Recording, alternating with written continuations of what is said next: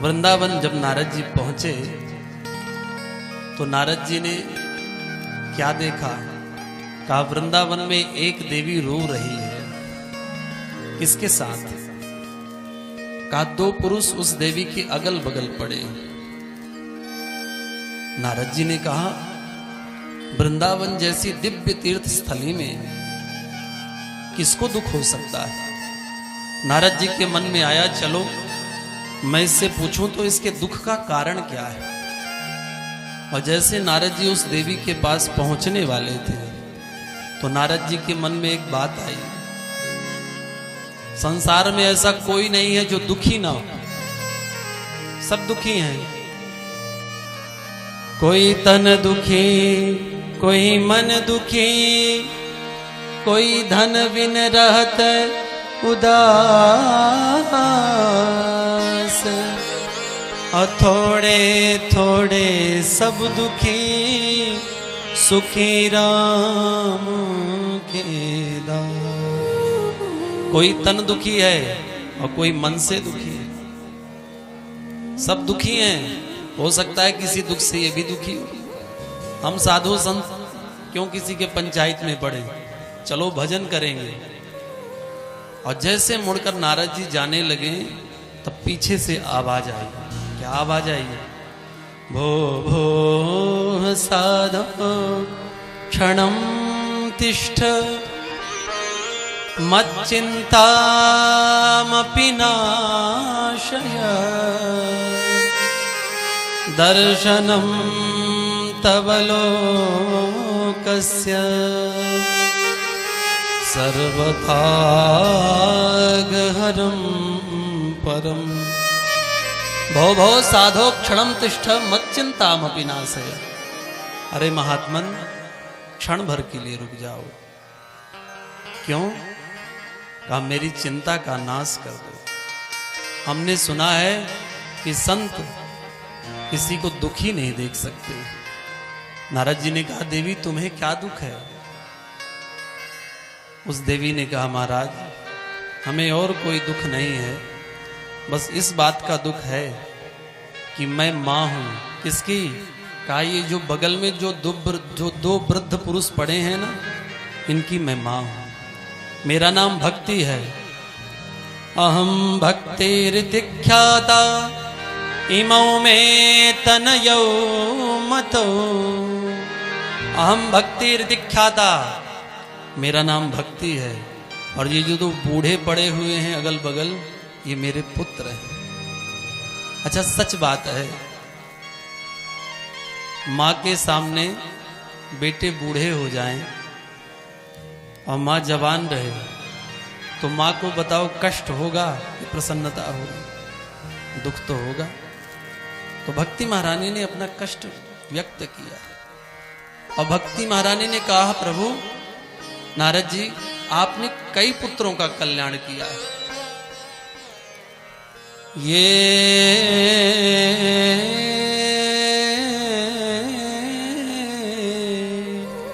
भक्ति महारानी कह रही है प्रभु आपने कयाधु नंदन प्रहलाद का कल्याण किया है, आपने सुनीति नंदन ध्रुव का कल्याण किया है, तो मेरे भी पुत्रों का कल्याण कर दो। इन्हें भी स्वस्थ कर दो, इन्हें भी जवान कर दो, नहीं तो विदेशम गम्यते मया, मैं इस देश को छोड़कर विदेश चली जाऊं। और एक आनंद की बात बताऊं, आज के समय में क्या कहते हैं डिजिटल युग का जमाना है, तो आप लोग मोबाइल तो यूज करते ही हैं, देखते होंगे। आजकल भक्ति भारतवर्ष से ज्यादा विदेशों में देखी जा रही है। भारत के लोग विदेशी सभ्यता का अनुकरण कर रहे हैं और विदेशी भारतीय संस्कृति का अनुसरण कर रहे हैं। विदेश के लोग माथे पर चंदन लगा रहे हैं, गले में कंठी पहन रहे हैं, धोती कुर्ता पहन रहे हैं, हाथ में माला लेकर हरे राम राम राम हरे हरे, हरे कृष्ण कृष्ण कृष्ण जप रहे हैं। और हम फिल्मी दुनिया में खोए हुए। तो ऐसा लगता है कि भक्ति महारानी सचमुच चली गई। भक्ति महारानी ने चिताया, कहा नारद जी यदि मेरे पुत्रों को स्वस्थ नहीं करोगे तो मैं तो विदेश चली जाऊंगी। नारद जी ने कहा ऐसा मत करो मां, तुमको यदि कुछ करना ही है तो केवल और केवल भगवान का स्मरण करो, क्योंकि जो भगवान का स्मरण करता है भगवान उसके दुख को दूर करते हैं। भरी सभा में जब द्रौपदी को निर्वस्त्र किया जा रहा था, 5-5 पति खड़े थे, पितामह भीष्म जैसा योद्धा खड़ा था, कृपाचार्य खड़े थे, पर उस सभा में कोई भी ऐसा नहीं था जो द्रौपदी की रक्षा करने में समर्थ, जो द्रौपदी की रक्षा के लिए आगे बढ़ा हो। उस भरी सभा में द्रौपदी की कौन रक्षा किया? कहा भगवान श्याम सुंदर ही द्रौपदी की रक्षा की। भगवान वस्त्रावतार लेकर प्रकट हो गए। साड़ी बीच नारी है कि नारी बीच सारी है, नारी है कि सारी है, सारी की नारी है। कोई अंदाजा नहीं लगा पाया कि है क्या।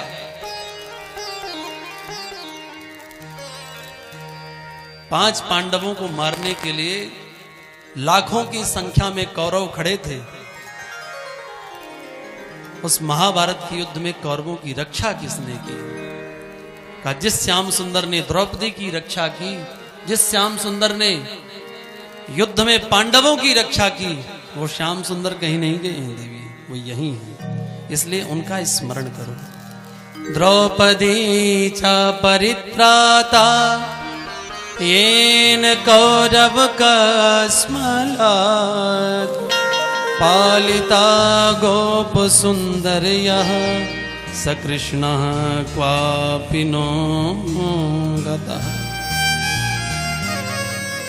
वो कृष्ण कहीं नहीं गए हैं, उनका स्मरण करो, सारा दुख दूर हो जाएगा। अच्छा, नारद जी ने भक्ति महारानी को भगवान के स्मरण में लगाया और स्वयं उन पुत्रों को जगाने लगी, ज्ञान और वैराग्य को। किस माध्यम से जगाया? का वेद पाठ किया।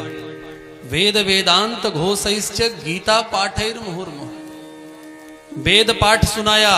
का रे वैराग्य उठ खड़े हो, रे ज्ञान उठ जाओ। ज्ञानम प्रबुद्धताम शीघ्रम रे वैराग्य प्रबुद्धताम। पर एक आश्चर्य की बात कि कितना भी गीता पाठ सुना दिए, कितना भी वेद वेदांत का पाठ सुना दिए, पर ज्ञान वैराग्य भक्ति के पुत्र उठे नहीं। तब नारद जी चिंतित हो गए, क्या करें। तभी आकाशवाणी हुई, देवर्षि नारद कुछ मत करो, सत्कर्म करो। कौन बताएगा? कहा सत्कर्म साधु संत करते हैं, वही बताएंगे। नारद जी साधु संतों के पास जाते, पर कोई न बता पाते कि सत्कर्म क्या है। तब भागे भागे नारद जी बद्रीनाथ धाम आए, और बद्रीनाथ धाम में सनक, सनंदन, सनातन और सनत कुमार, इन चारों भाइयों से भेंट गई। तब नारद जी ने कहा अब आप ही बता दीजिए सत्कर्म क्या है। तो चारों भाइयों ने कहा चिंता मत करो, सत्कर्म सूचको नूनम ज्ञान यज्ञ स्मृतो बुधै। सत्कर्म सूचको नूनम ज्ञान यज्ञ स्मृतो बुधै। सत्कर्म कुछ नहीं है, भगवान की भागवत की कथा ही सत्कर्म है। यदि इन्हें ज्ञान वैराग्य को भागवत की कथा सुना दी जाए तो ये स्वस्थ हो जाएंगे। अब प्रश्न उठा कि भागवत की कथा सुनाए कौन? क्योंकि आज भागवत की कथा सुनाने वाले कोई भी हैं। कहीं भी जाओ, किसी तीर्थों में तो जहां पत्थर फेंक दो वहीं से एक भागवत का प्रवक्ता निकल आएगा। तो प्रश्न उठता है, इतने प्रवक्ताओं में मैं किससे कथा सुनूं? तो कहा विरक्तो वैष्णवो विप्रो वेद शास्त्र विशुद्ध कृत। भागवत सुनाने वाला कैसा हो? कहा विरक्त हो, संसार में अनुरक्त ना हो, प्रभु में अनुरक्त हो। सच्चे अर्थों में विरक्त उसे ही कहते हैं जो प्रभु में अनुरक्त होता है और संसार से विरक्त होता है। तो भागवत का वक्ता विरक्त होना चाहिए। और कैसा होना चाहिए? का विरक्तो वैष्णवो विप्रो, वैष्णव हो और ब्राह्मण हो।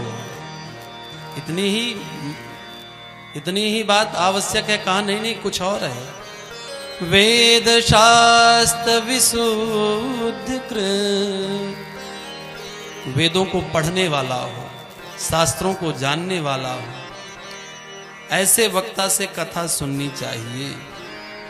न कि कहानी रट लिए सो कथा सुनने लगे, सुनाने लगे। बोल दो राधे राधे। नारद जी ने कहा ऐसा वक्ता तो हमें दुनिया में कहीं खोजे नहीं मिलेगा। आप ही लग रहे हो ऐसे, आप ही चारों भाई सुनाना दो कथा। उन सनकादिकों ने कहा चलो ठीक है हम ही सुना देते, पर कथा सुनाए कहाँ? कहा महाराज गंगा जी के पावन पुलिन हरिद्वार में चलकर आप हमें कथा सुनाओ। और हरिद्वार में सनक सनंदन सनातन ये चारों भाई आए, गंगा जी के आनंद नामक तट पर बैठकर कथा प्रारंभ कर दिए। और कथा प्रारंभ जैसे भई तो वैसे ही भक्ति महारानी अपने दोनों पुत्रों के साथ नृत्य करते हुए उस कथा पांडाल में चली आई। श्री कृष्ण गोविंद हरे मुरारे नाथेति नामानि मुहुर्वदन्ति। भगवान की कथा की ऐसी महिमा कि जैसे ही कथा प्रारंभ भई, कथा का ऐसा प्रभाव कि वृंदावन में पड़े भक्ति ज्ञान वैराग्य स्वस्थ होकर हरिद्वार में आ गए।